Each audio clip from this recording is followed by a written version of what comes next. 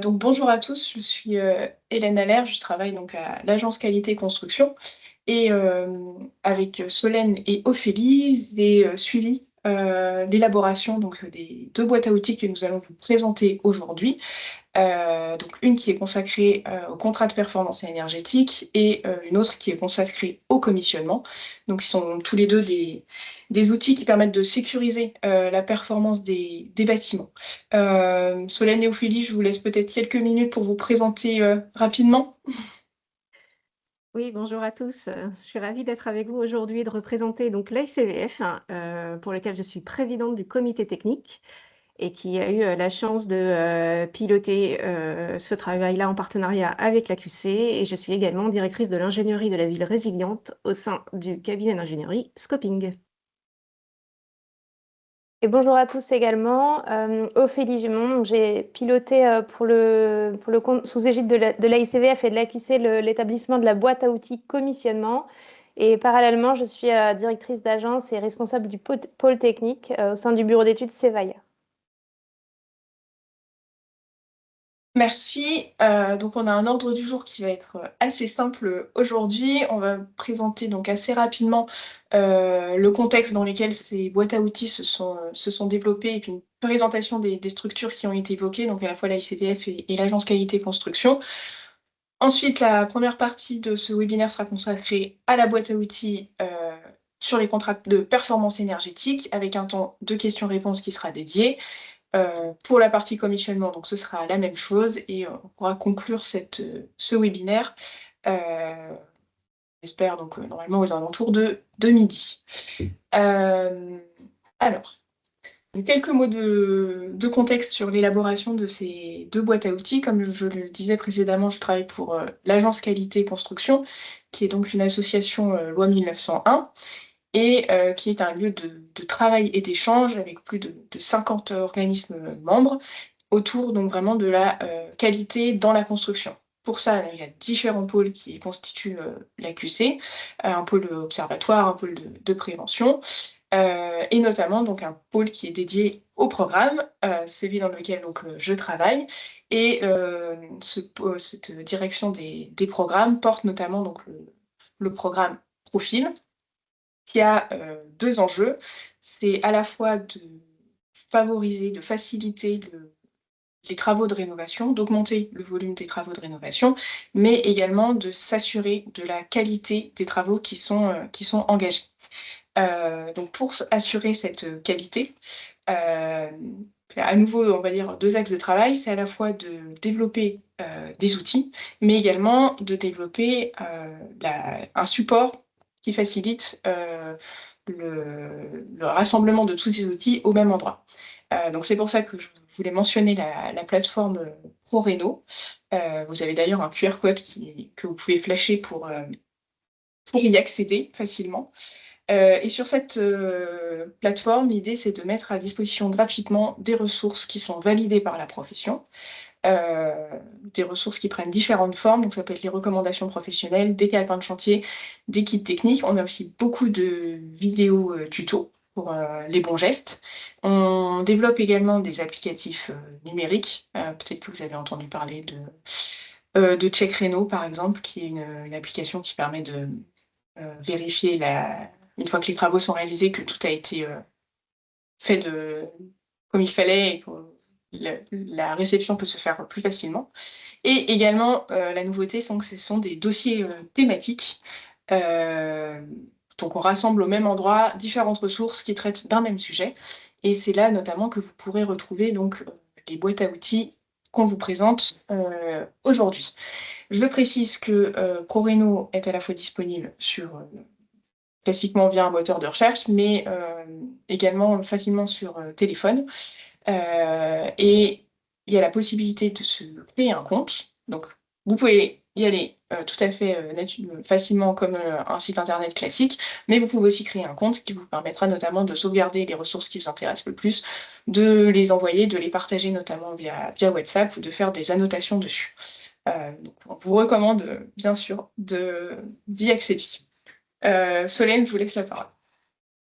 Merci Hélène. Alors, l'ACVF, qui a donc piloté les 2 boîtes à outils, est une association centenaire et qui regroupe les ingénieurs et techniciens en climatique, ventilation et froid, et dont les objectifs sont donc de contribuer au développement scientifique dans le CVC et également d'accroître la performance énergétique des bâtiments. L'objectif est également de contribuer à la maîtrise des ambiances et des climats intérieurs. Un 3e pilier, c'est d'assurer la formation et l'information, comme aujourd'hui par exemple, mais également d'entretenir des relations amicales, puisque l'association, on reste une, et on convie régulièrement via nos régions à participer à des conférences, à des journées thématiques pour permettre de se rencontrer et d'entretenir un réseau professionnel, voire personnel aussi, sympathique. Alors, aujourd'hui, nous sommes là pour vous présenter la boîte à outils tout d'abord du contrat de performance énergétique. Pour la présenter, je serai accompagnée de Arnaud Schwander, qui est également membre du comité technique et également ingénieur au cabinet Cevaya. L'objectif de cette boîte à outils, c'était donc de démystifier pour massifier le CPE. On est parti d'un constat que le contrat de performance énergétique, aujourd'hui, il est plutôt porté par des acteurs qui sont majoritairement très organisés, très staffés, avec soit des entreprises ou des maîtrises d'ouvrage plutôt expérimentées et bien encadrées, alors que le contrat de performance énergétique, on a vraiment l'ambition de le rendre accessible à des acteurs, que ce soit des bénéficiaires ou des entreprises, ou des maîtrises d'œuvre aussi, de taille un petit peu plus modeste, hein, puisque l'objectif de ce contrat, c'est vraiment d'assurer dans la réalité des performances fortes quant aux consommations énergétiques. Alors, pour débuter, on peut effectivement rappeler les enjeux multiples d'un contrat de performance énergétique. D'une part, sa définition de manière assez rapide que nous avons extrait de la directive européenne de 2023. Un contrat de performance énergétique, c'est un accord entre un bénéficiaire et un fournisseur. Bénéficiaire que nous avons dans nos outils un peu vulgarisés par maîtrise d'ouvrage, même si en soi, ça peut aussi s'adresser à des locataires d'un patrimoine immobilier.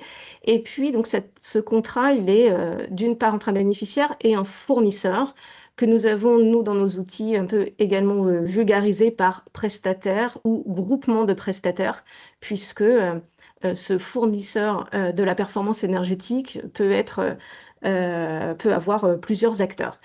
Donc ce contrat, l'objectif, c'est de mesurer et d'améliorer la performance énergétique, donc avec une vérification et une surveillance sur une durée contractuelle, avec une rémunération en fonction de l'amélioration énergétique prévue dans le contrat. On se rend compte là que le contrat de performance énergétique, il va permettre de répondre à donc plusieurs enjeux. D'une part, assurer dans la réalité une performance, donc une obligation de résultat qui doit être mesurée avant les travaux et après les travaux sur une certaine durée convenue dans le contrat. Et ce contrat de performance énergétique, il va permettre de répondre aussi à des enjeux réglementaires que l'on constate aujourd'hui de plus en plus forts, notamment le dispositif éco-énergie tertiaire, puisque c'est un des objectifs réglementaires qui permet vraiment dans la réalité, dans le relevé des compteurs d'énergie, de viser une vraie performance énergétique. Donc, ce contrat de performance énergétique va être vraiment un outil pour pouvoir atteindre ces enjeux réglementaires. Et enfin, le 3e volet, qui n'est pas négligeable non plus, c'est qu'il va permettre d'apporter du confort, puisque un des objectifs du contrat de performance énergétique, c'est donc de répondre à des attentes des utilisateurs. Et donc là, ce volet bénéficiaire, utilisateur dans la réalité de l'exploitation d'un bâtiment est vraiment un des piliers de ce contrat. Celui-ci, alors on parle du contrat de performance énergétique, mais en vrai, on pourrait parler des contrats de performance énergétique, parce que finalement, le contrat, on le met ici, c'est multiples visages, mais c'est un outil qui est à modeler en fonction vraiment des objectifs du bénéficiaire. Et son contenu peut être variable et sa forme peut être également variable. D'une part, le contenu, un contrat de performance énergétique, il peut avoir plusieurs périmètres de fonctionnalités. On en a recensé ici 3, qui sont les 3 principaux. D'une part, on peut parler d'un contrat de performance énergétique CPE service, pour lesquels il n'y a vraiment pas de travaux lourds et dont l'objectif est vraiment uniquement porté sur l'optimisation et l'exploitation des systèmes, avec en parallèle des actions de sensibilisation, notamment des usagers. Le deuxième volet d'un contrat de performance énergétique qui, là, inclut la réalisation de travaux un petit peu plus conséquents qui portent sur le bâti ou sur les équipements, avec une notion d'exploitation de ces systèmes, donc le CPE travaux ou systèmes. Et enfin, le volet qui est le plus conséquent est celui qui embarque à la fois des travaux sur le système, sur les bâtis, sur la maintenance et l'exploitation. Et donc là, c'est le CPE dit global. Ça, c'est le contenu, le périmètre qu'inclut en termes de travaux et services le CPE. Et d'un autre côté, il peut également avoir une forme un peu différente, soit une version publique, soit une version privée, avec des financements pour la partie publique qui peut être soit portée par la collectivité, soit portée par l'opérateur ou le fournisseur. Et puis dans les contrats privés, la forme peut être différente, soit des CPE globaux, soit sur des contrats un petit peu plus connus des services d'exploitation. On parle des contrats d'exploitation avec intéressement, dans lesquels on intègre des clauses d'objectifs de performance énergétique, des clauses de mesure et vérification, qui sont des clauses donc un petit peu plus poussées que des contrats d'exploitation plus classiques connus de nos entreprises. Pour pouvoir donc arriver à construire une boîte à outils qui permette à des acteurs qui sont un petit peu moins sensibilisés à ces formes de contrats, la première étape de notre travail, il y a presque 2 ans, je crois maintenant, a été donc d'effectuer plusieurs entretiens pour pouvoir mettre en évidence l'état des lieux des connaissances des acteurs, de manière à ce que nous connaissions bien les freins et les besoins en termes d'outils opérationnels, d'outils de sensibilisation. Pour cela, on a mené une 50aine d'entretiens, vous le voyez sur la droite, avec différents types d'acteurs. Et dans un second temps, nous avons également organisé toute une journée d'intelligence collective qui nous a donc permis d'interagir en direct avec les futurs utilisateurs. Hélène, vous pouvez même avancer 2 fois, puisqu'on a pu ainsi créer et constituer cette boîte à outils que nous avons souhaité organiser par étapes. Vous trouverez ici le listing de tous les outils qui sont compilés dans cette boîte à outils, pour lesquels nous allons vous présenter aujourd'hui une grande partie, mais pas toutes, parce qu'il y en a quand même une bonne vingtaine. Donc on va vous présenter aujourd'hui les outils majeurs qui constituent cette boîte à outils. Et vous noterez que celle-ci est donc organisée par différentes boîtes qui constituent les étapes de construction et de suivi d'un contrat de performance énergétique. Une étape 1 qui concerne plutôt l'amont, ensuite le montage du contrat de performance énergétique, la réponse à un appel d'offres, ensuite une contractualisation et un suivi dans le temps. Et enfin, la 5e étape que nous avons proposée était un outil d'accompagnement du financement du CPE. Sur celui-ci, vous noterez aussi qu'on a essayé d'organiser les outils et les différentes étapes en fonction des acteurs qui étaient concernés. D'une part, en vert, nous avons ici, je vous le disais, écrit maître d'ouvrage, mais c'est plutôt orienté vers le bénéficiaire. Et ensuite, maîtrise d'œuvre, entreprise des travaux et exploitants comme étant les fournisseurs, prestataires ou groupements de prestataires. Concernant la première boîte à outils, la première étape, donc c'est celle qui permet à des acteurs qui sont peu connaisseurs de la démarche des contrats de performance énergétique de prendre connaissance du contexte. On a donc proposé des outils pédagogiques via des PowerPoint, via des outils simplifiés pour choisir un CPE, de manière à transmettre les facteurs de réussite, à mettre en évidence les leviers de performance énergétique. Et puis, nous nous sommes également rendus compte qu'une base documentaire assez fournie permettrait donc d'apporter ces éléments de connaissance. Rentrons maintenant dans le détail de trois de ces outils de cette première étape de sensibilisation. La première, c'est donc une présentation pédagogique du contrat de performance énergétique sous format de PowerPoint qui permet de mettre en évidence les différentes définitions dont je viens de parler juste avant, un CPE service, un CPE global, un CPE système, avec les différences entre les uns et les autres, les différentes aussi formes, donc en fonction d'un CPE public, privé, et puis le fameux retour d'expérience des différents acteurs que nous avons interviewés, qui permet un peu de prendre la mesure des freins rencontrés sur le terrain et comment on peut, notamment grâce à cette boîte à outils, essayer de les lever. Le deuxième outil que nous avons proposé est plutôt un outil d'aide à la décision et surtout d'aide à l'évaluation de la maturation du projet. C'est un outil sous format Excel qui propose des questions simples, voire très succinctes, et qui permettent donc à un acteur plutôt orienté bénéficiaire maîtrise d'ouvrage de chercher de comprendre les différentes étapes de maturation, de se poser des bonnes questions sur l'objectif qu'il souhaite faire dans ce potentiel futur contrat. C'est vraiment très en amont du démarrage d'un contrat. Et l'objectif est donc en fonction des différents types de travaux, de la réalisation ou pas d'un audit énergétique, est-ce que l'objectif c'est plutôt un CPE service, un CPE système ou un CPE global? Donc ça, c'est en quelques questions pour maturer son projet.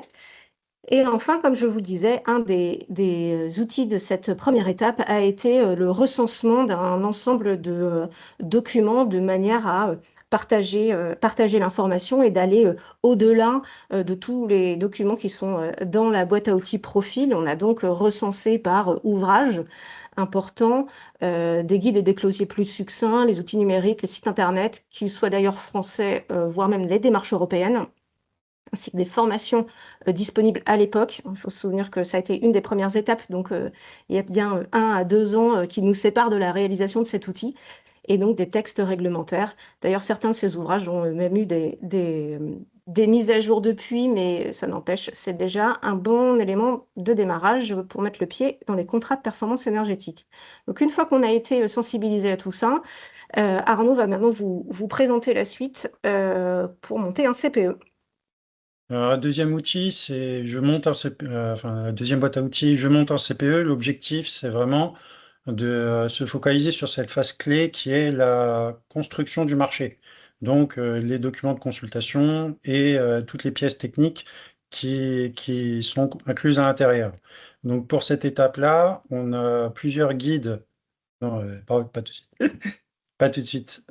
Bon, on a en structure globale de la boîte à outils, on a d'abord plusieurs guides qui permettent dont on va rentrer dans le détail, qui permettent de bien préciser les enjeux du CPE et comment construire son contrat, avec quelques outils associés sur la situation de référence et les objectifs pour vraiment construire le contrat. Donc, les phases principales de cette étape, c'est vraiment de comprendre les enjeux pour ensuite construire son marché en construisant une situation de référence, en expliquant vraiment c'est quoi les enjeux et les risques associés en phase de suivi, parce que vraiment, comme on fixe toutes les règles du jeu pendant cette étape-là, l'idée, c'est vraiment de bien les caler pour après limiter les risques. Il y a aussi la mise en place de l'équipe côté client pour cette partie-là, mais aussi fixer les compétences dans la candidature. Et on va voir comment ça se traduit dans les documents de consultation. Donc les guides maintenant, qu'est-ce qu'ils contiennent? Ce ne sont pas des guides juridiques, ce sont plutôt des guides techniques. C'est parce qu'il existe déjà des ouvrages sur le marché qui vont dans le détail sur les dimensions juridiques du contrat de performance énergétique. Là, l'idée, c'était vraiment de comprendre la phase préparatoire à la mise en place d'un contrat de performance énergétique. C'est-à-dire quelles études préalables je dois mettre en place, comment éviter des écueils, c'est-à-dire qu'est-ce que je dois mettre dans mon contrat et je- comment intégrer des dispositions dans le contrat pour répondre vraiment à mes besoins, soit réglementaires, soit fonctionnels, soit en termes de confort. Donc les points de vigilance particuliers, c'est notamment sur le volet énergétique, le périmètre, parce qu'il y a plusieurs types de périmètres. Il y a le périmètre technique, il y a le périmètre fonctionnel, il y a le périmètre de maintenance et il y a le périmètre d'engagement énergétique. Donc l'idée, c'est de bien caler tout ça vis-à-vis du plan de comptage, des externalités qu'il peut y avoir avec d'autres acteurs. Par exemple, si vous pouvez avoir un compteur avec 2 maîtres d'ouvrage, 2 bénéficiaires dessus, mais un seul contrat. Donc, il faut prévoir ces points-là dès la mise en place du marché pour justement avoir un objectif qui soit bien calé. Donc, la définition des objectifs, c'est vraiment clé.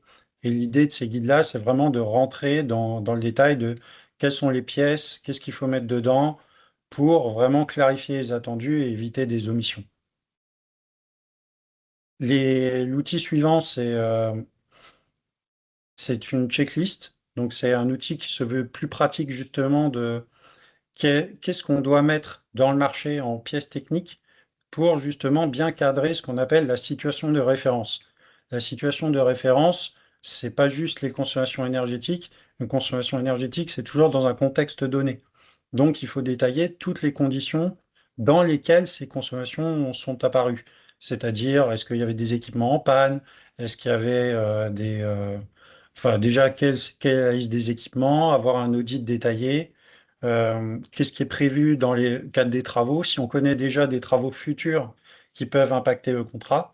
Donc là, l'idée, en fait, c'est d'avoir une liste de documents et d'informations à communiquer dans le cadre du marché pour bien que l'engagement énergétique sur lequel va s'engager le prestataire soit en connaissance de cause, si j'ose dire.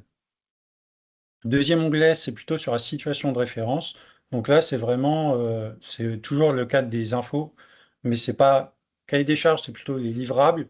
Situation de référence, c'est plutôt les informations. Donc vous avez par exemple les DGU, vous avez les consommations de référence, mais préciser la source aussi de ces consommations. Quelle est la source? Est-ce que c'est des données concessionnaires? Est-ce qu'il y a du sous-comptage? Donc ça, ce sont des données qui sont importantes pour bien structurer la situation de référence. Et dans cet outil-là, vous avez en fait à la fois la donnée à fournir, la criticité en fait de l'information vis-à-vis de l'engagement énergétique et l'explication qui va aussi à côté pour évaluer en fait le niveau de robustesse en fait de votre situation de référence. Donc avec ça, en fait, vous remplissez si vous avez prévu d'intégrer le document ou pas, et ça vous fait un indicateur de robustesse sur la situation de référence. L'outil suivant, c'est un document qui permet de cadrer les objectifs d'un CPE. Parce qu'un des retours d'expérience qu'on a, c'est qu'en fait, les objectifs parfois sont mal définis, ce qui, dans la phase marché, en fait, a un impact après en phase de suivi. Puisque si les objectifs sont mal définis, ça fait un cadre qui est un peu plus complexe entre le maître d'ouvrage ou le bénéficiaire et son exploitant. Donc l'idée, c'est d'expliquer comment on construit les objectifs pour qu'ils soient clairs, pour qu'ils soient clairs dans leur périmètre, dans leur niveau d'engagement, en fait, et aussi tout ce qui est sur les niveaux de service. On parle des engagements énergétiques d'un côté, mais c'est toujours associé à des niveaux de service. Et ces niveaux de service-là doivent aussi être détaillés, à la fois dans l'objectif, par exemple une température pour le confort thermique, c'est pas suffisant. Il faut expliquer aussi dans quelle pièce, comment je mesure, où est-ce que je mesure, à partir de quand je mesure. Donc en fait, on vous propose dans ce document-là des tableaux de synthèse en fait pour bien expliquer euh, comment préciser ces objectifs-là, que ce soit en consommation énergétique ou en niveau de service. On l'a pas fait pour tous les types d'engagement, ou de niveau de service, mais on l'a fait pour certains exemples, ce qui doit permettre de comprendre la démarche, avec une synthèse justement sur ce qui est intégré. L'outil suivant, c'est Solène qui va vous le présenter. C'est un cadre d'échange entre les parties prenantes. Oui, tout à fait, parce on sait très bien que la réussite des objectifs de performance énergétique, elle passe par une bonne organisation, non seulement du bénéficiaire, mais également du fournisseur. Ça passe par une organisation amont forte, comme vient de le préciser Arnaud, et on a proposé donc dans ce document guide d'expliquer phase par phase l'amont et l'aval de l'organisation interne et l'organisation de communication entre le bénéficiaire et le fournisseur ou le groupement de fournisseurs, de manière à ce que les informations soient d'une part préparées en amont suffisamment tôt et d'autre part transmises et échangées avec le prestataire de manière transparente au cours du contrat. Donc ainsi, nous proposons donc phase par phase l'organisation de la gouvernance au sein du bénéficiaire, de manière à ce que ce ne soit pas porté par une seule personne, mais par un ensemble d'acteurs déjà au sein de l'organisation du bénéficiaire, puisque ça impacte du juridique, du technique, de l'économique.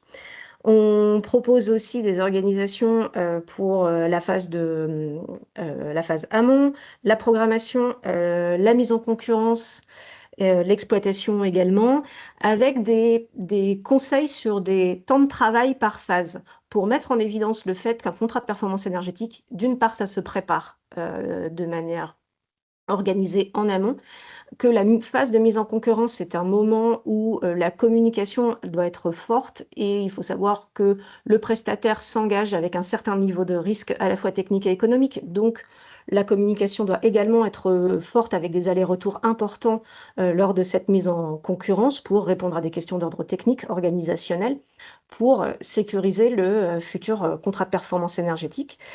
Et enfin, dans ce document-là, nous avons mis des ponts entre les différents outils de la boîte à outils. À chaque phase, nous avons ici recensé vers quel autre outil de la boîte à outils on peut se référer pour pouvoir construire la documentation du contrat de performance énergétique.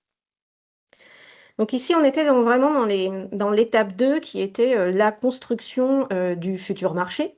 Une fois que le contrat de performance énergétique est mis en concurrence, sur cette étape 3 ici de la boîte à outils, on s'oriente côté prestataire, côté fournisseur ou côté groupement de prestataires qui, imaginons-le, reçoit tout un dossier de consultation d'entreprise pour répondre à un contrat de performance énergétique. Et donc, il a entre ses mains l'ensemble des documents préparés par le bénéficiaire. Et un des premiers objectifs est donc de challenger la situation de référence, de mettre en place son équipe, les différentes expertises que doit constituer cette équipe, et enfin, évidemment, de proposer une offre financière aux bénéficiaires. Donc, pour cela, on a 3 documents Excel qui ont été préparés. Le premier, c'est l'évaluation de la situation de référence. Arnaud vous a expliqué juste avant comment la situation de référence devait être préparée par le bénéficiaire. Donc préparée d'une manière plutôt administrative, documentaire, information. Et cet outil-là, il va de son côté plutôt regarder la vision technique et la vision de la qualité des données que sont transmises par la maîtrise d'ouvrage. On ne va pas uniquement checker la présence d'un outil plutôt qu'un autre, enfin la présence d'un document, d'un diagnostic ou plutôt qu'un autre, mais plutôt la qualité de ces données-là, de manière à ce que le groupement de prestataires ou prestataires évalue le niveau de risque d'atteinte ou non de la future performance énergétique, de ce qui est donc souhaité par le bénéficiaire.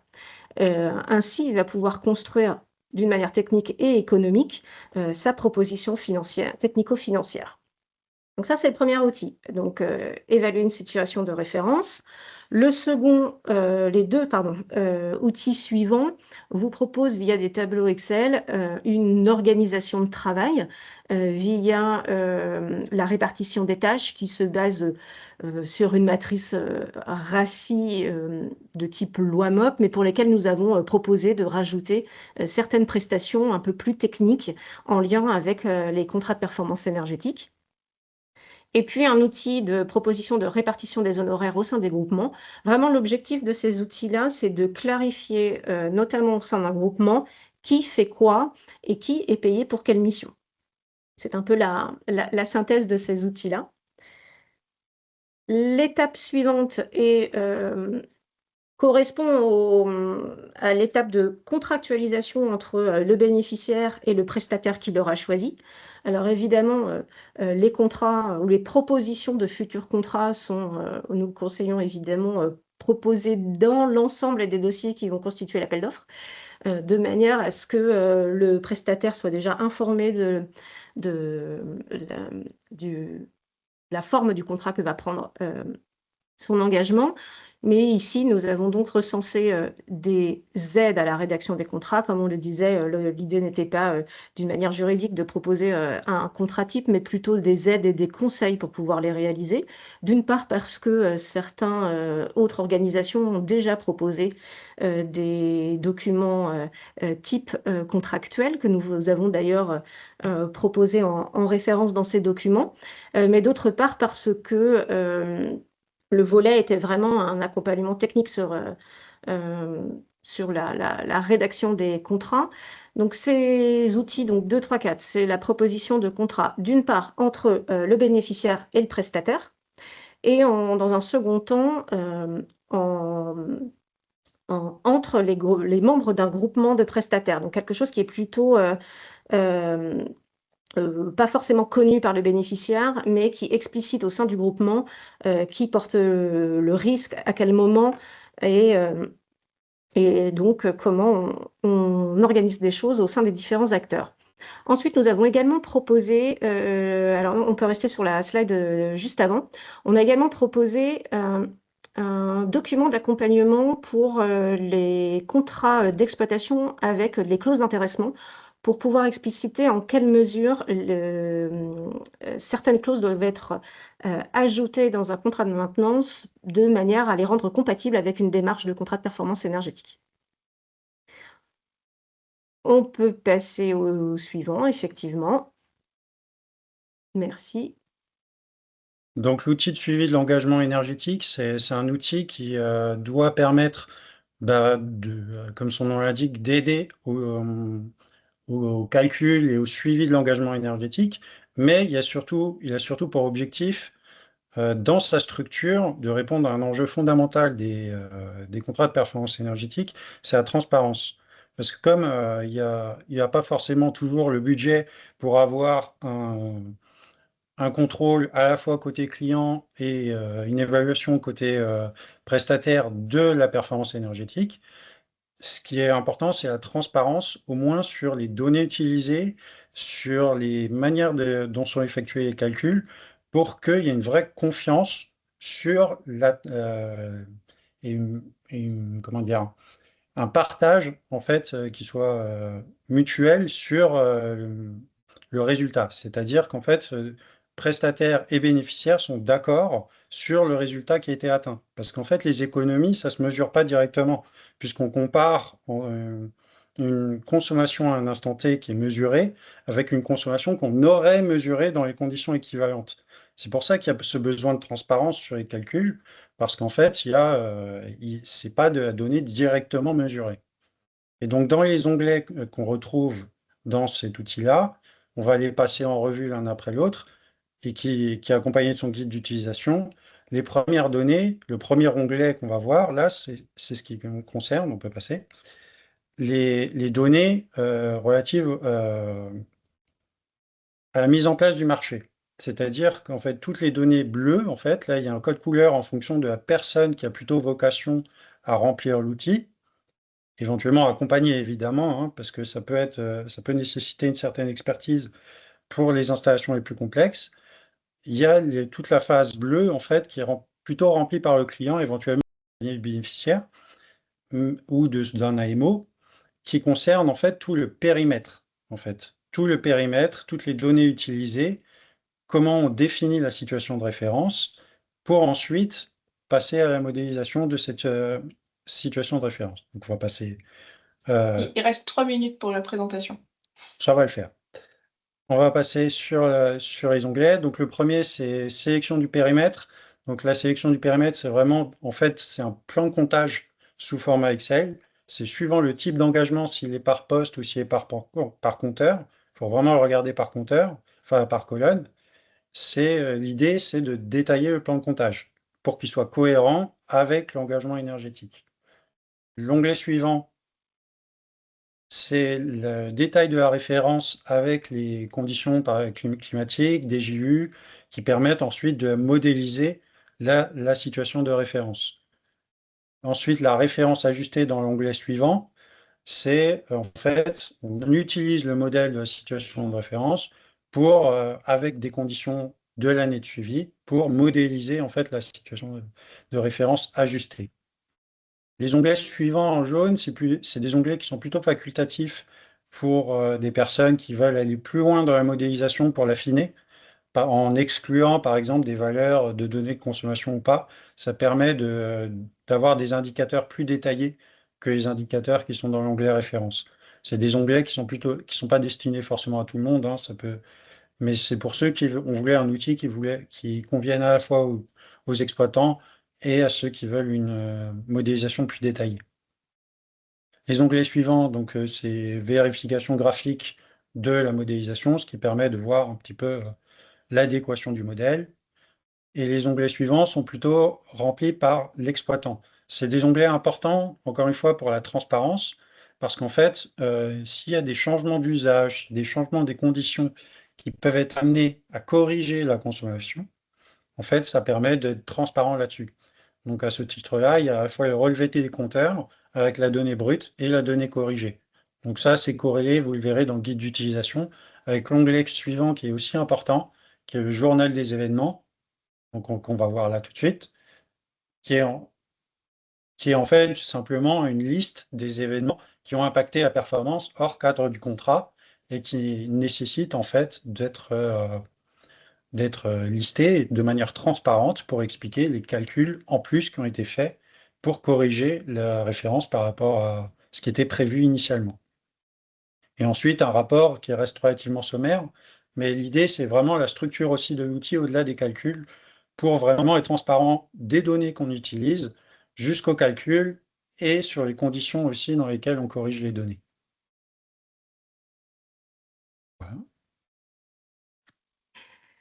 Merci Arnaud. Donc la dernière étape a été de proposer un outil qui explicite un peu plus les données nécessaires pour pouvoir valoriser un contrat de performance énergétique de type service via la fiche barre de C2E. Voilà, je ne vais pas plus m'étendre là-dessus, ça le détaille un peu plus. Et pour conclure sur cette boîte à outils, nous souhaitions également vous présenter la manière avec laquelle vous pouvez aller récupérer de manière précise la boîte à outils sur le site ProRéno.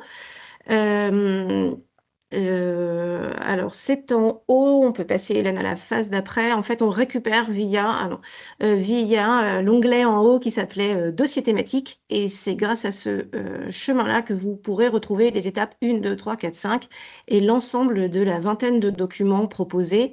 Vous les retrouvez tous ensemble et non pas de manière individuelle, comme on peut éventuellement le retrouver par ailleurs sur le site. Donc vraiment, en passant par dossier thématique, vous les retrouverez tous ensemble, bien organisés dans la manière logique que nous les avons, avec laquelle nous les avons préparés.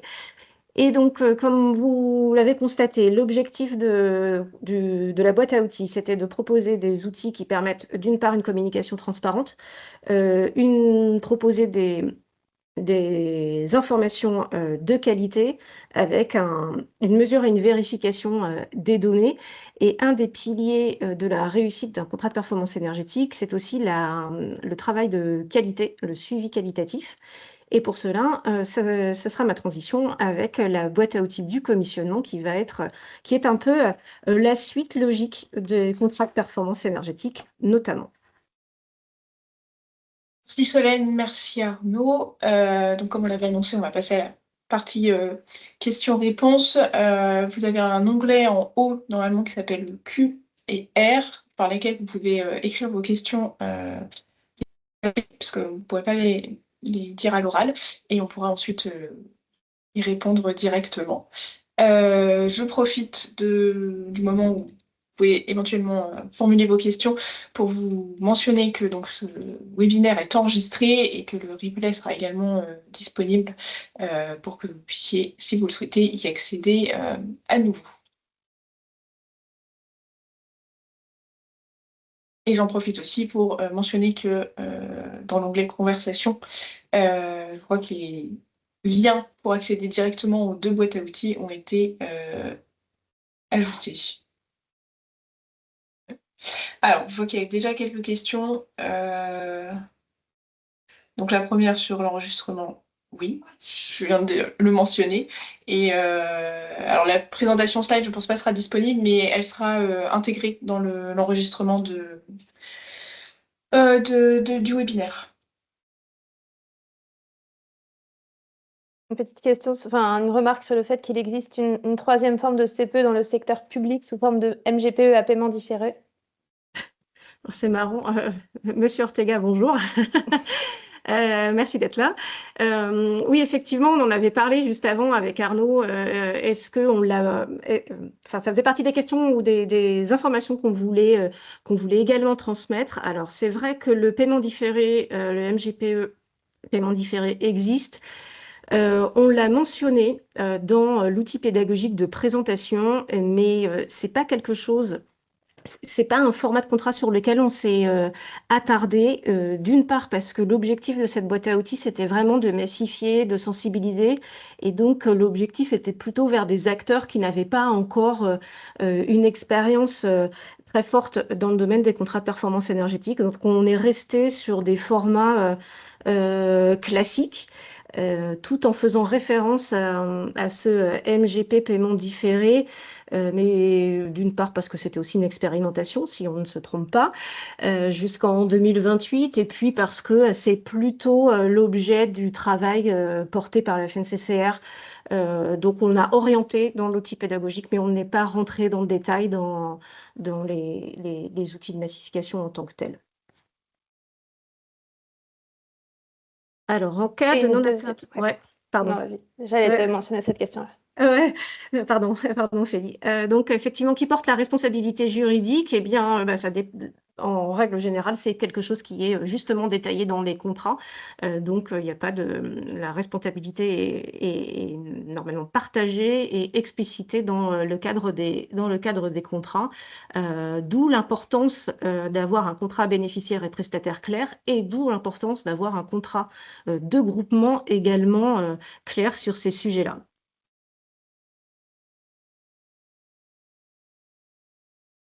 Alors, il y a aussi une question dans la partie questions-réponses. Qu'en est-il des CPE pour les projets en résidentiel? Avec quel type de support logiciel les études thermiques sont-elles faites? STD, PHPP?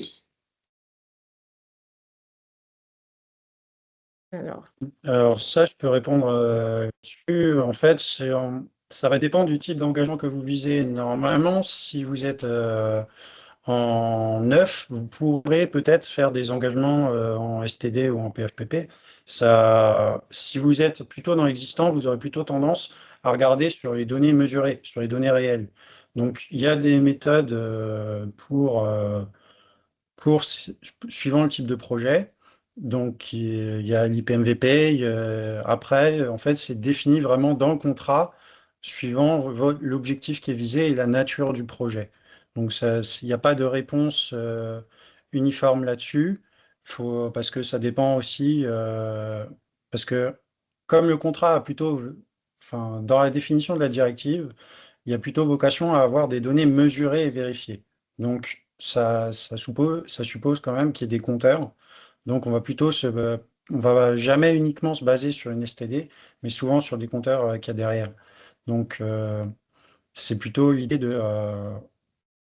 sur les projets neufs, en tout cas, on aura le combo STD potentiellement et compteur, mais on n'aura jamais, vaut mieux éviter toujours les engagements juste sur STD parce que sinon on ne retrouve jamais vraiment dans la pratique ces consos-là puisque par nature elles sont modélisées dans des conditions bien spécifiées. Je ne sais pas si ça répond satisfaisamment à la question. Alors, on est toujours sur il y a une autre question aussi sur le Ouais. résidentiel. Comment simplifier l'approche pour une copro? Alors, en fait, sur une copro, ce qui peut se passer, c'est que ça va dépendre déjà du schéma de comptage. En général, si vous avez par exemple des chaudières gaz individuelles par logement, c'est un peu plus compliqué à suivre que si vous avez un engagement sur la consommation collective de chauffage par rapport en fait à la consommation collective. Donc en général, on va plutôt essayer de chercher à neutraliser tout ce qui est consommation d'usage et plutôt mettre un engagement sur ce qui est effectivement plutôt de la responsabilité du pilotage du prestataire. Donc on va plutôt centraliser. Déjà, il y a cet aspect-là qui est vraiment important, c'est de bien définir le périmètre d'engagement qui soit adéquat vis-à-vis du schéma contractuel. Les copropriétés, il peut y avoir aussi des schémas un peu.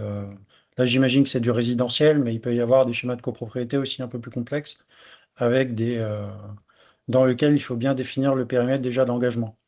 Donc là-dessus, ce que je recommanderais à titre personnel, en tout cas, c'est de regarder déjà les consommations qui dépendent le plus de l'exploitant, en fait. Et c'est sur celle-là, on va définir le compteur avec ce qui est ce qui est le plus difficile dans la copro, ça va être de définir les niveaux de service.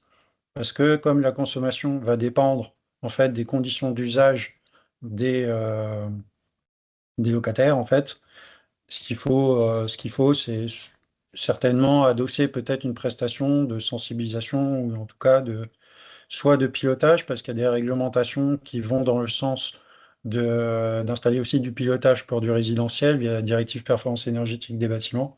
Donc, c'est d'avoir déjà, en tout cas, bien définir le périmètre là-dessus sur le niveau d'engagement. Ça dépend après du niveau de contrat que vous voulez aussi, si vous voulez faire des travaux ou si vous voulez juste rester sur de l'exploitation. S'il y a de l'isolation, évidemment, vous valoriserez aussi le chauffage, mais par contre, si vous avez des consommations, un périmètre de consommation plus large, ça peut être différent. Donc, en tout cas, bien définir le périmètre et le centrer sur les choses sur lesquelles l'exploitant a vraiment la main. C'est ça que je recommanderais. Oui, et c'est une des raisons aussi pour laquelle on a proposé d'inclure le guide d'accompagnement ou d'explication du contrat d'exploitation avec clause d'intéressement, parce qu'on s'était justement dit que ça pouvait être un outil pour justement pour les copros particulièrement qui connaissent un peu mieux les contrats d'exploitation des chauffagistes et en incluant des clauses d'intéressement avec certaines données techniques bien définies, ça peut s'apparenter fortement à un contrat de performance énergétique. Donc, dans ces cas-là, on peut aller regarder dans cet outil-là. Alors, il y a des questions sur comment fiabiliser le projet si pas de modélisation avec STD. Ben justement, si vous êtes dans l'existant, ça va vraiment être par la mesure et justement par le récollement entre l'audit et soit les factures ou la mesure. Donc, suivant l'échéance aussi la périodicité de la facturation, il peut être pertinent d'installer un compteur pendant la mise en place du contrat, c'est-à-dire définir une référence sur un contrat qui est nouvellement installé comme ça, et de vérifier la mesure de ce compteur. Et comme ça, après, vous avez une situation de référence qui est fiable. Parce que justement, avec les périodes de facturation, ça peut être délicat. Donc, l'idée, c'est d'avoir vraiment et le récollement entre l'audit et les factures est essentiel parce que si vous avez des équipements qui n'étaient pas en fonctionnement pendant la période de référence, vous ne pouvez pas le savoir autrement, en fait. Donc, c'est vraiment un point clé de bien définir le niveau de service associé à la consommation.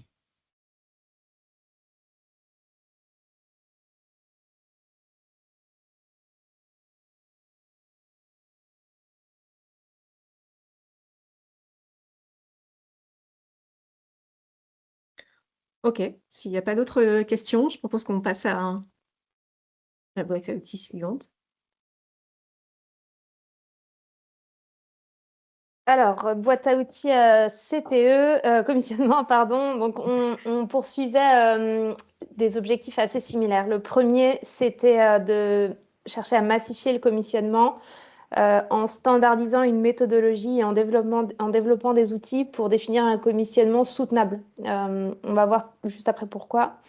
Et le deuxième objectif, c'était de sensibiliser et motiver les professionnels de façon générale, tous les professionnels qui participent à l'acte de rénover, et notamment les maîtres d'ouvrage, en apportant de la matière et en objectivant les valeurs ajoutées du commissionnement.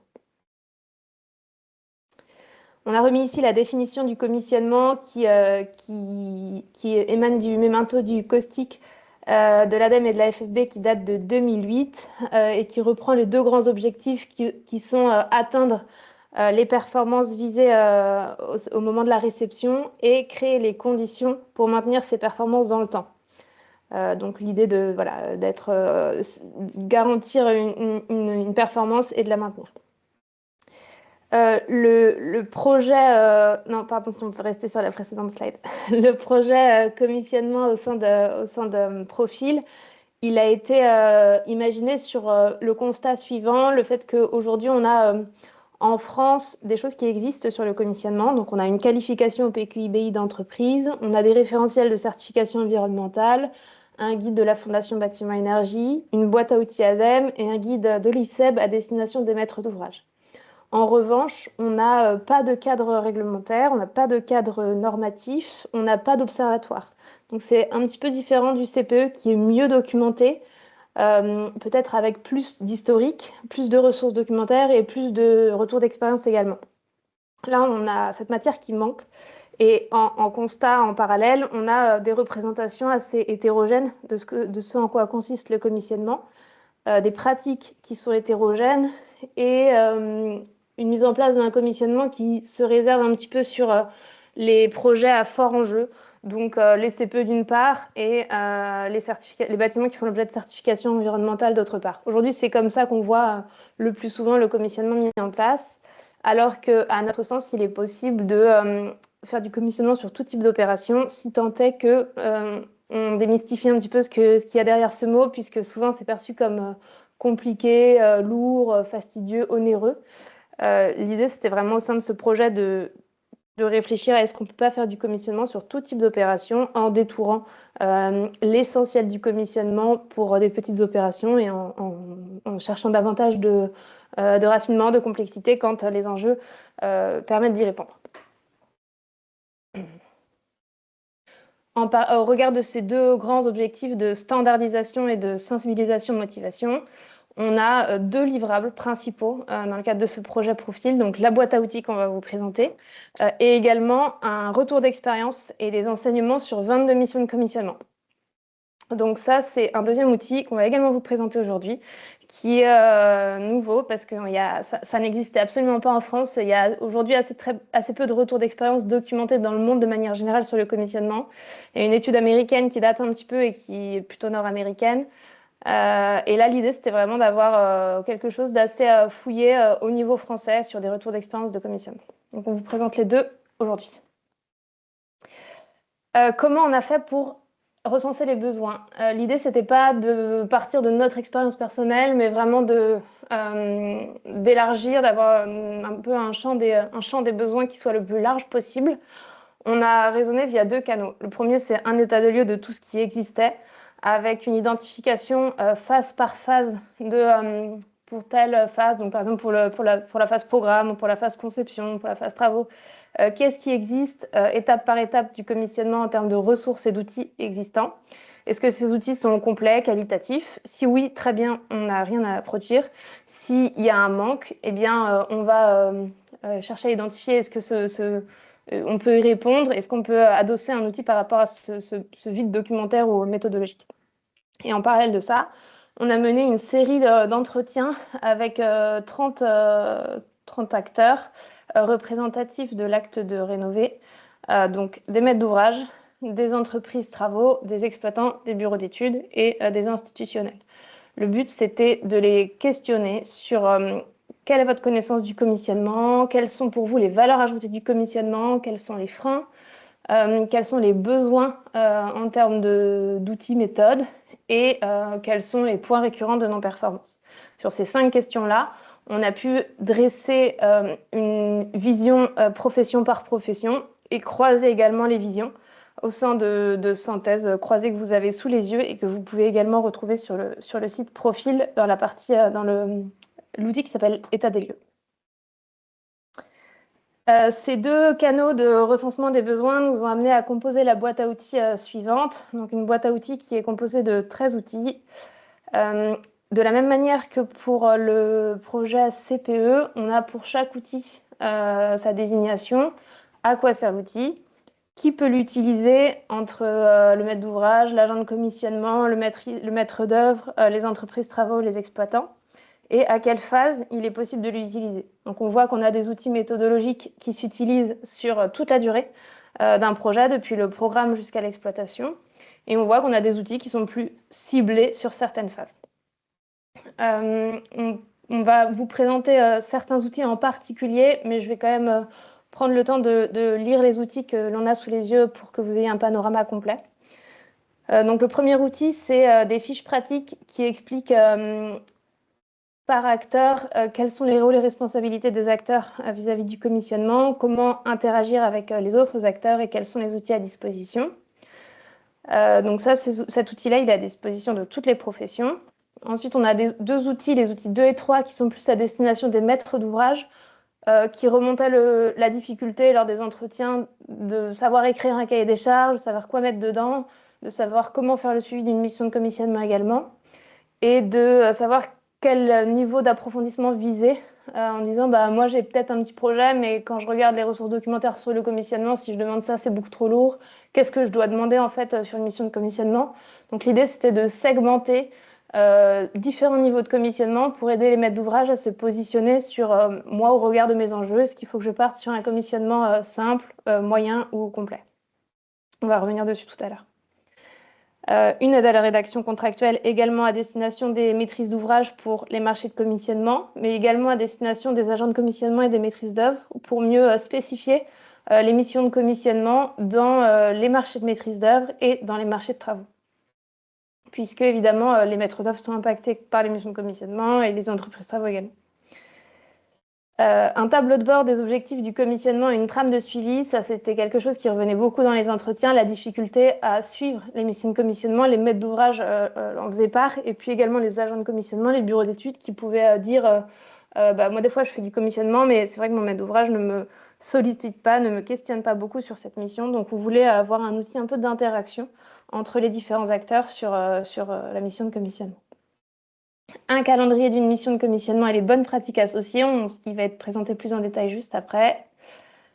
On peut passer à la slide d'après. Des listes de contrôle et d'études d'exécution DOE qui standardisent des fiches d'autocontrôle et d'essai pour les entreprises, plus petites entreprises qui disaient moi, on va me demander des éléments, mais je ne les ai pas forcément. Il me faudrait quelque chose de complet que je puisse utiliser si on me sollicite sur des points de contrôle spécifiques au commissionnement.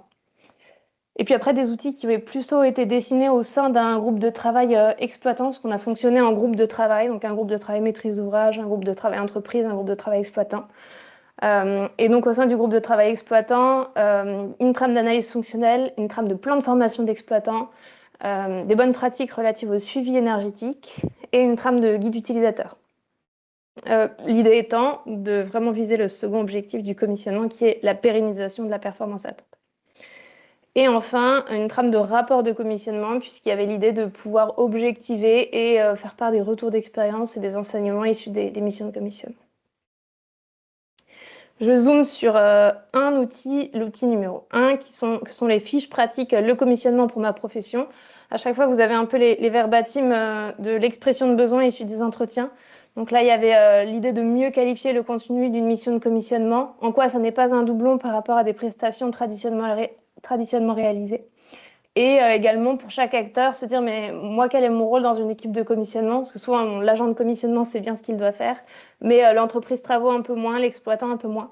Donc là, l'idée, c'est d'avoir dans le flux d'un projet, depuis le programme jusqu'à la prise en exploitation ou l'exploitation après travaux, de quoi je suis responsable en tant que, et à chaque fois, on a les différentes professions, avec qui j'interagis et quels sont les outils qui sont mis à ma disposition.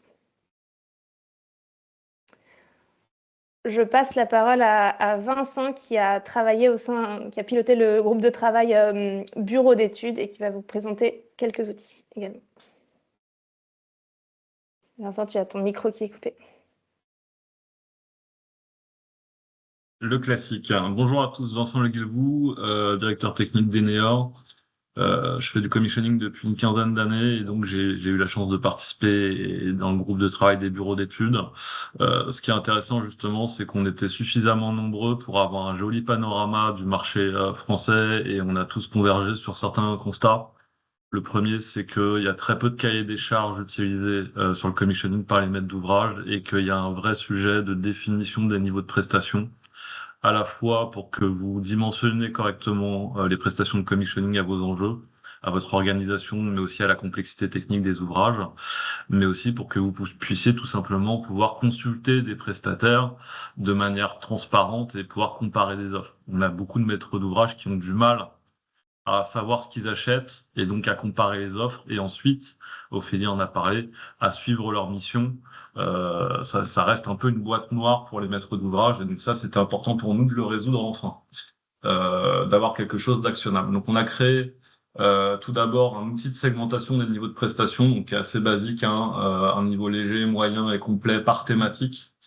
Et en fait, l'idée est la suivante, vous pouvez, selon vos enjeux, cocher des cases et n'importe quel prestataire de commissioning pourra dimensionner une mission vraiment au poil en fonction de vos enjeux.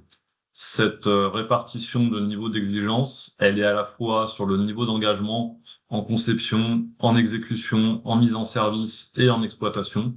On verra qu'on a proposé que dans le cadre de commissioning léger, on puisse sauter certaines étapes ou en tout cas ne pas traiter certains lots techniques de la même manière en fonction des enjeux, de la complexité de l'ouvrage. Mais également, ça permet aussi d'avoir une vision très claire de qu'est-ce qu'il y aura dans la mission sans avoir à lire des cahiers des charges de plusieurs pages. Voilà. Donc à la fois pour consulter des prestataires, à la fois pour dimensionner la mission et à la fois pour le suivre. Voilà. Ensuite, toujours dans cette logique un petit peu à la fois de lisibilité, on s'est rendu compte que les différentes étapes d'un commissionnement, ainsi que les livrables, le rythme et la façon dont on doit traiter les sujets n'étaient pas toujours bien clairs. On a des pratiques qui sont très hétérogènes, donc l'idée c'est pas forcément non plus d'imposer une vision unique du commissionnement, mais c'est quelque chose qu'on a basé sur un socle commun finalement, où prestataires, suite au retour d'expérience, aux questionnaires, aux interviews, on a mis en place quelque chose qui est assez simple, mais qui est très visuel. Déjà pour rappeler qu'un commissioning, ça commence très tôt, le plus tôt possible, et pas simplement en chantier, mais ensuite pour que à chaque étape, que ça aille de la réunion, en passant par les livrables, en passant par les bonnes pratiques, vous ayez en 4 pages finalement une explication de qu'est-ce qu'il y a dans un commissioning, qu'est-ce qu'on peut en attendre, quels sont les jalons et à quel moment il faut les placer. Alors, merci.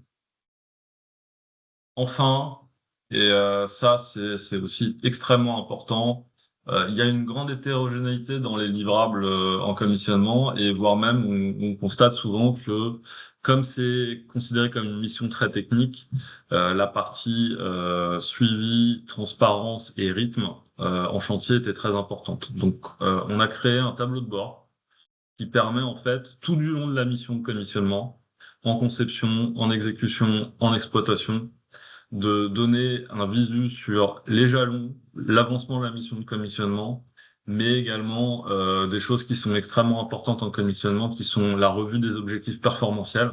Ces objectifs performantiels, c'est d'ailleurs associé à la boîte à outils CPE. Hein. Ces objectifs performantiels, on doit non seulement les suivre au fil du projet, mais s'assurer à chaque moment, y compris à la mise en service et même en exploitation, que ces objectifs sont respectés. Donc c'est un petit peu le fil rouge de la performance énergétique intrinsèque, mais également réelle de l'ouvrage, y compris en exploitation.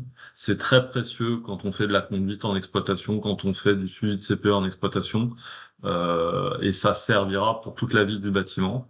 Et enfin, évidemment, le suivi en conception des remarques, des points critiques et des arbitrages maîtres d'ouvrage, et également le suivi en exécution de tout ce qui va être visa, réunion commissioning et ainsi de suite. C'est vraiment le carnet de vie de la mission de commissionnement et on recommande de faire ce livrable, de le mettre à jour de manière assez régulière parce que c'est quelque chose qui va rythmer la mission et ça évite finalement que ce soit une boîte noire et que à la fin on ait juste des rapports de tests techniques. En fait, il faut vraiment comprendre que le commissionnement, il y a un volet très technique, il faut savoir mettre en service des bâtiments, savoir régler des systèmes, mais il y a un gros volet qualité et documentation, à la fois pour assurer la qualité de la procédure en conception, en exécution, mais aussi pour bien documenter la performance, parce que souvent, on documente ce qui marche pas, et encore, mais on documente pas toujours ce qui marche et comment ça marche. Ça, c'est extrêmement précieux pour l'exploitant après et pour la vie du bâtiment. Quelqu'un a posé la question de... peut-être qu'on répondra aux questions après. Je pense que j'avais fini de toute façon. Oui, mais, on a une session de questions-réponses à la ça fin. marche. Oui, c'est ça. Voilà. Évidemment, la forme peut s'approprier. L'importance d'avoir des statistiques peut être aussi très utile dans cet outil-là. Voilà, merci. Et on est sur un outil Excel, oui, pour que chacun puisse se l'approprier. Oui, tout à fait. On passe la parole à Stéphane qui a piloté le groupe de travail des exploitants. Oui, bonjour, Stéphane Laurent, donc du bureau d'études Atmosphère. Nous, effectivement, on a interagi beaucoup avec les exploitants sur ce sujet du commissionnement, puisqu'on travaille régulièrement dans ce domaine. Là, je vais vous présenter quelques outils qui sont dans la boîte à outils, qui sont plus spécifiques en fait. Vincent a présenté des outils méthodologiques liés au commissionnement. Là, typiquement, ce premier outil concernant l'analyse fonctionnelle n'est pas forcément réalisé par l'agent de commissionnement. Et par contre, l'agent de commissionnement, lui, va veiller à ce que ce document existe et qu'il soit complet et le plus pertinent possible. Alors, on vous a remis sur cette slide, effectivement, pourquoi on a souhaité travailler sur l'analyse fonctionnelle, puisque les constats, c'est que bien souvent, les installations techniques sont livrées, mal réceptionnées, notamment la GTB ou les installations de régulation, et que derrière, l'exploitant arrive et est obligé de repartir finalement à zéro et de chercher à tout comprendre de l'installation. Donc l'analyse fonctionnelle, c'est vraiment un document qui est essentiel, qui doit figurer dans le dossier des ouvrages techniques, le DOE.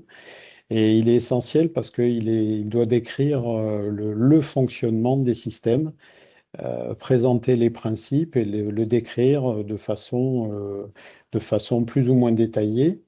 Alors, c'est un document aussi qui évolue, donc on vous propose dans cet outil une architecture. En fait, c'est un sommaire finalement d'une analyse fonctionnelle. Et c'est un document qui évolue parce que il doit être normalement constitué dès la phase de conception de façon plus simplifiée, présenter les principes attendus de fonctionnement des systèmes. Et puis, c'est un document qui s'enrichit ensuite par les entreprises qui vont faire les travaux et qui vont définir de façon plus précise comment ils vont réaliser, mettre en œuvre les systèmes qui ont été conçus. Et puis, in fine, ce document pourra également vivre même au démarrage de l'exploitation, voire durant l'exploitation, si des ajustements sont faits sur ce document. Donc, le principe, c'est de vous aider à cadrer ce document. On présente dans l'architecture les différents principes à décrire. Il y a des exemples qui n'ont pas de cohérence entre eux, mais qui peuvent servir également pour écrire ce document. Et puis, des bonnes idées qui sont précisées dans ce document. Il fait le lien aussi avec des réglementations telles que le décret BACS, donc présente également la définition du système en regard du décret BACS. Il fait le lien aussi avec, on a parlé de contrat de performance énergétique, eh bien les outils qui peuvent être liés pour faire ensuite de l'analyse énergétique des systèmes. Donc voilà, il y a une grosse matière, je pense, sur ce document. On peut passer à la slide suivante. Donc, autre document qui est lié avec tout ce que je viens de dire, finalement, c'est l'importance dans une démarche de commissionnement d'avoir un temps de transfert. Enfin, ça fait partie des attendus vraiment du commissionnement, de pouvoir faire le lien et le transfert entre la phase de construction, puisque ben, c'est deux mondes qui parfois ont du mal un peu à se parler, entre le monde de la construction et puis le monde de l'exploitation. Et ben là, le commissionnement a vocation justement à faire le lien entre ces deux mondes. Et une des actions, c'est notamment d'assurer une formation à l'exploitant sur l'installation qui vient d'être rénovée et sur les systèmes. Donc ce document, ben, il vous donne des outils pour organiser cette formation et savoir qui doit faire quoi. Là aussi, ce n'est pas nécessairement l'agent de commissionnement qui va faire la formation, mais il va veiller à organiser cette formation, à faire intervenir les bonnes personnes, à veiller à ce que la documentation soit fournie, que en face, l'exploitant qui va récupérer les installations, qui va les gérer et les compétences pour le faire. Enfin, voilà, il y a toute une série de conseils sur cette action de formation. Et ce document, il fait le lien aussi avec un autre document qui peut être essentiel à constituer, c'est le manuel des systèmes. C'est vraiment une synthèse des documents, enfin du fonctionnement des systèmes qui peut être utilisé ensuite par les utilisateurs, par l'exploitant. Voilà. Et le dernier document, donc lui, est relatif également, fait le lien avec les utilisateurs et vous propose une trame et un cadre pour constituer un guide utilisateur, donc à destination des usagers, du personnel qui va gérer le bâtiment, pour donner les bons conseils et les recommandations, voilà, pour veiller à ce que les installations fonctionnent bien. On sait que l'importance des usagers dans ce dispositif. Voilà, et j'en ai fini sur ces points-là. Merci beaucoup. On termine sur le retour d'expérience et les enseignements sur une grosse vingtaine de missions de commissionnement qui ont pu être recensées au cours du projet. Ça, c'était une expression de besoin qui émanait de toutes les professions, d'avoir à disposition un retour d'expérience élargi qui permettrait de qualifier et d'objectiver les valeurs ajoutées du commissionnement pour sensibiliser sur la pertinence de la mission. On a des maîtres d'ouvrage qui sont convaincus de l'intérêt de la mission et on a des maîtres d'ouvrage qui se posent des questions et qui se disent notamment mais pourquoi est-ce que j'ai besoin d'avoir un commissionnement pour sécuriser la performance énergétique? Est-ce que finalement tous les autres acteurs ne devraient pas le faire dans le cadre de leur mission? Donc on voulait objectiver ces valeurs ajoutées-là. On a essayé de recenser au maximum des opérations qui ressemblaient à notre cible, c'est-à-dire des opérations plutôt sur des petites rénovations. Mais c'était évidemment pas facile puisque c'est pas dans ce cadre-là que se pratique aujourd'hui le commissionnement. Donc on a pris toutes les opérations qu'on avait pu recenser. Certaines répondent à la cible, certaines pas. Vous retrouverez dans cette note la présentation détail des typologies d'opérations. Donc on n'est pas que sur de la rénovation, on a aussi un tiers de construction neuve, un tiers de réno lourde, un tiers de rénovation partielle. On est plutôt multi-usage, donc on a des opérations qui concernent du bureau, du logement, de l'enseignement, du commerce, de la logistique, de la santé, donc assez variées. On est sur des opérations à la fois en marché public, à la fois en marché privé à 50-50. Et on n'est pas que sur des opérations qui font l'objet d'un engagement de performance, puisqu'il y a plus de la moitié des opérations qui sont hors contrat de performance énergétique. À chaque fois, on a demandé sur quel périmètre avaient été effectuées ces missions de commissionnement, quel était le périmètre temporel. Donc on voit qu'on est majoritairement sur les phases en conception. On commence la plupart du temps en pro-DCE, puis après on suit les travaux, la réception et on a la première année d'exploitation dans la majorité des cas. Et dans une minorité des cas, on a pu commencer plus tôt en phase APS, APD, voire en phase programme pour 4 opérations. Et on va parfois plus loin que la première année d'exploitation avec une petite moitié des opérations où la démarche du commissionnement a également été menée jusqu'en 2e année d'exploitation. À chaque fois, on demandait de qualifier la mission et est-ce que c'était adapté ou pas la façon dont ça s'était fait. Donc, à la question est-ce que le périmètre temporel était adapté, dans les 2 tiers des cas, c'était oui, et dans 1 tiers des cas, c'était pas du tout ou peu adapté. Et c'était principalement en raison du fait que le commissionnement avait commencé trop tard, avec une remontée du fait que plus le commissionnement commençait tôt, plus il pouvait porter ses fruits. Et lorsqu'on commençait en fin de conception, notamment en pro-DCE, ou voire même en travaux, on avait des commissionnements qui perdaient un petit peu de leur valeur ajoutée. Pardon, si on peut rester, j'avais encore un mot à dire sur le périmètre physique. On a demandé sur quel lot portait le commissionnement. C'était principalement donc, par ordre le lot CVC, le lot GTB, comptage, éclairage, ECS, énergie renouvelable et en dernier enveloppe thermique. Donc on voit qu'aujourd'hui on a des missions de commissionnement qui sont plutôt focalisées sur les lots techniques et principalement sur les lots CVC, GTB qui remontaient également comme les points récurrents de non-performance quand on avait fait les entretiens élargis. Donc ça corrobore le fait que le commissionnement est plutôt ciblé sur ces lots qui peuvent amener de la non-performance ou du dysfonctionnement. Et là, pour le coup, le périmètre physique était la plupart du temps jugé comme bien adapté. On peut avancer.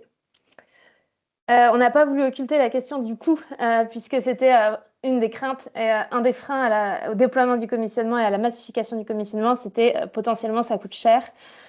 Et notamment comme on vise les petites opérations, l'idée c'était de se dire mais sur des petites opérations, combien ça coûte le commissionnement? Donc on a recensé de façon complètement anonyme le coût du commissionnement par rapport au coût des travaux pour présenter un ratio montant du commissionnement sur le montant des travaux et voir un petit peu si on pouvait en dégager des tendances. Donc on a de l'hétérogénéité assez forcément sur notre panel avec des commissionnements qui représentent alors pour la plupart, moins de 1% du montant travaux et plus de 1% du montant travaux sur 5 opérations sur les 22. Et généralement, c'était sur les petites opérations que l'on dépassait les 1% du montant travaux, puisque fatalement, le coût travaux était plus bas. Donc à chaque fois, on a essayé de donner des chiffres et donner de l'aspect un peu plus qualitatif. On avait également recensé le fait que certaines missions de commissionnement pouvaient coûter très cher, mais c'était plutôt sur des projets soit à très fort enjeu, des bâtiments énergie positive, des engagements de performance qui iraient très loin, ou des projets vitrines. Et sur les opérations plus lambda de construction ou de rénovation, on avait des montants de commissionnement qui étaient plus raisonnables et plutôt autour justement de ce 1% qui était un petit peu le seuil au-delà duquel les maîtres d'ouvrage étaient plus frileux. Sur objectiver les apports, alors on a essayé d'objectiver les apports par lot, par phase, de façon un peu plus générique. Donc là, vous avez l'impact ressenti par lot sur la valeur ajoutée du commissionnement, avec une valeur ajoutée, un impact qui est jugé plutôt favorable, voire crucial, sur les lots CVC, GTB, sur le lot comptage également. Et puis un impact plus moyen sur les lots éclairage, sur les lots enveloppe, eau chaude sanitaire et énergie renouvelable, on est plutôt à 50-50. Donc, ce qui est à retenir, c'est que voilà, sur ces lots CVC, GTB, comptage, le commissionnement a un impact fort d'après les acteurs qui ont répondu à notre questionnaire sur le fait qu'il y avait vraiment une valeur ajoutée sur ces lots, sur la maîtrise de la performance et sur l'atteinte des performances à réception. Et puis après, de façon plus générique, à quoi la mission de commissionnement a contribué au sens large?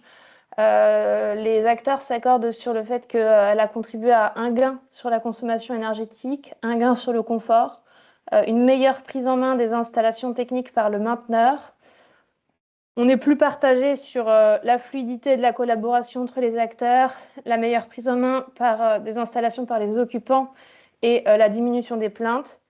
Et les acteurs s'accordent plutôt sur le fait que la mission de commissionnement n'a pas contribué à un gain financier direct sur les travaux. Mais en même temps, ce n'est pas forcément l'objectif visé. Et enfin, on termine sur un peu plus de verbatim sur quelles étaient les actions les plus impactantes d'une mission de commissionnement. Et ce qui revient beaucoup, c'est l'aide à la définition des objectifs de performance.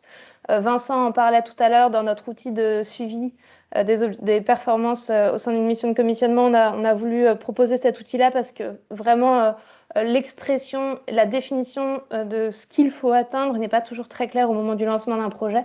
Et donc la mission de commissionnement contribue fortement à ça. La capacité à challenger la conception, la capacité à anticiper certains sujets. C'est là où potentiellement on pourrait imaginer qu'il y ait des gains financiers mais qui ne soient pas visibles puisque les sujets ont été anticipés. Avec notamment l'anticipation de la définition des principes d'analyse fonctionnelle, d'automatisme et de GTB dès la phase conception, lorsque souvent sur des projets traditionnels, c'est plutôt traité en exé.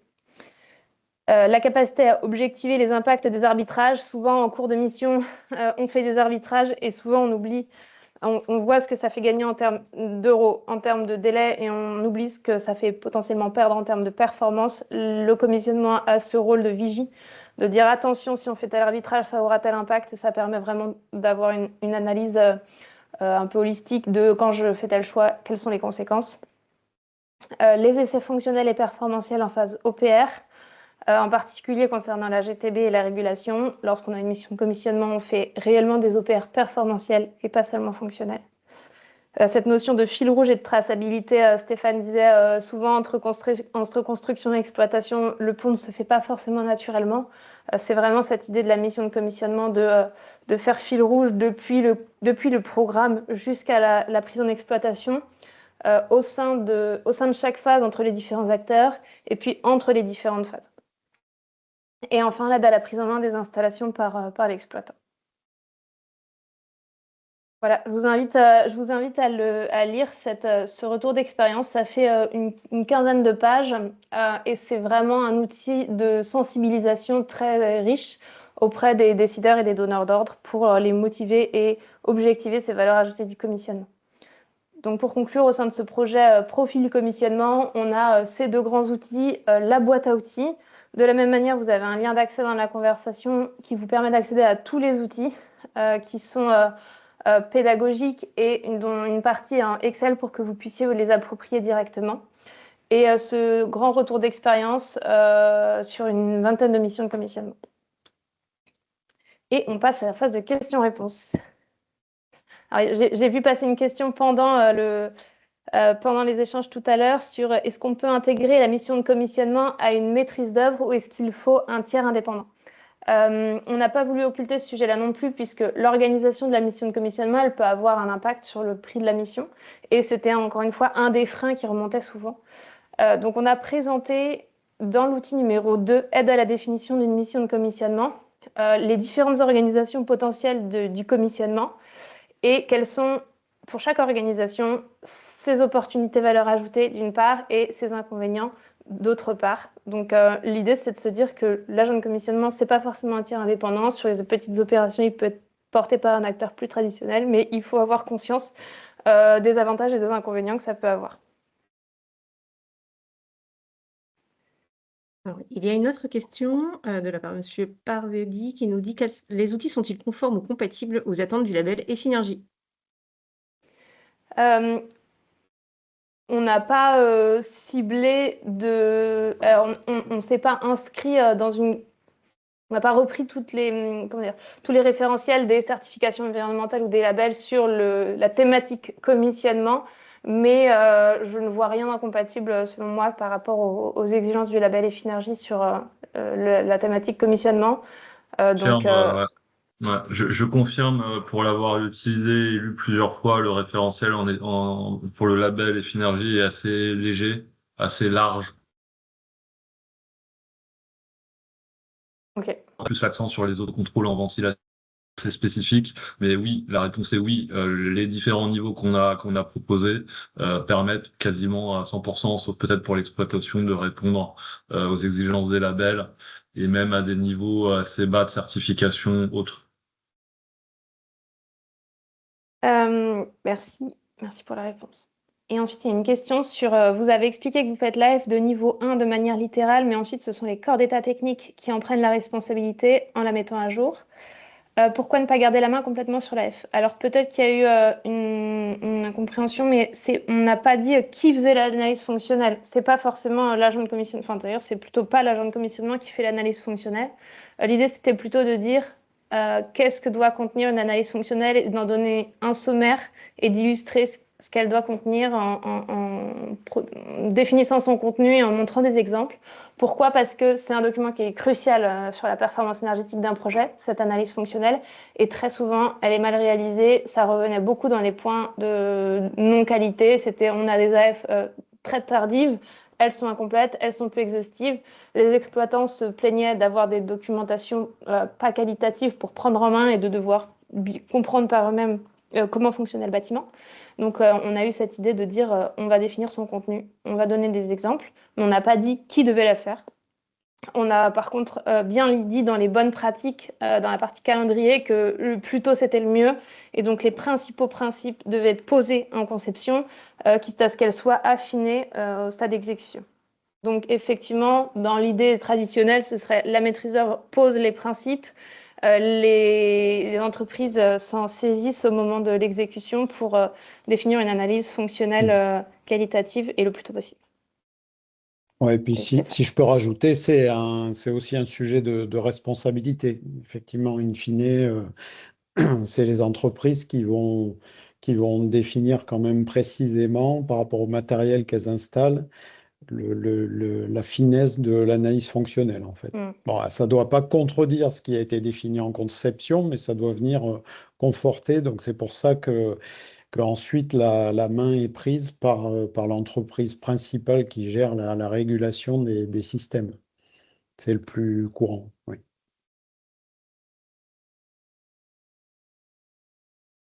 Nous avons Je ne une vois autre pas de question. questions. Ah, Alors, il y en a une dans la partie questions-réponses qui est Ok. comment adapter un commissionnement à un projet de réhabilitation d'une petite copro? Alors, c'était vraiment la cible. Nous, c'était les petites opérations de petits tertiaires résidentiels. Donc, en copro, j'imagine que voilà, on est pile dans la cible. L'idée, ce sera de se poser la question de par quel acteur, enfin quel jeu d'organisation on veut mettre en place sur la mission de commissionnement. Est-ce que c'est un acteur tiers? Est-ce que c'est un des acteurs de la rénovation comme par exemple le maître d'œuvre? Dans ces cas-là, voilà, il faut bien prendre connaissance des avantages et inconvénients de chacune des organisations possibles pour se décider. S'il est pris comme décision de faire appel à un acteur tiers, eh bien, on a une aide à la définition du cahier des charges pour justement dire quel niveau de commissionnement on veut retenir entre le simple, le moyen et le complet. Un des outils qu'on n'a pas présenté également, mais c'est les clauses contractuelles d'une mission de commissionnement. Donc, vous avez une série d'outils pour vous aider à définir la mission de commissionnement, qu'elle soit portée par un acteur tiers ou par le maître d'œuvre, encore une fois. Et après, un outil pour en faire le suivi. Les outils, ils ont vraiment été imaginés plutôt justement autour du noyau dur du commissionnement pour être adaptés sur des petites opérations et être soutenables économiquement. Pour illustrer, sur une petite copropriété, on peut partir sur le niveau léger de commissionnement de la matrice et on peut aussi choisir les lots techniques qui nous intéressent. En copropriété, ça va être chaufferie, ventilation, ECS principalement. Et surtout, selon les compétences des entreprises sur ces thématiques-là, on sait qu'il y a beaucoup de retours d'expérience en ventilation notamment qui restent très perfectibles. Donc c'est là-dessus qu'on ciblerait.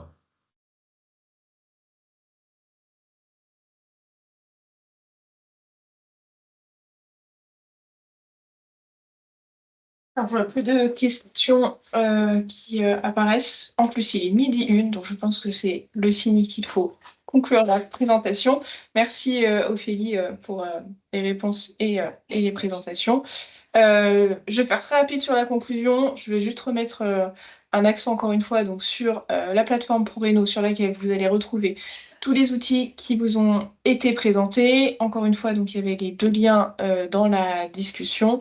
Au-delà de ces boîtes à outils, il y a d'autres documents qui pourront vous intéresser, qui sont gratuits, qui ont été validés par la profession. Voilà. N'hésitez pas à aller faire un tour sur la plateforme. Encore une fois, je répète, donc le webinaire a été enregistré, il sera mis en ligne, on vous préviendra quand ce sera le cas.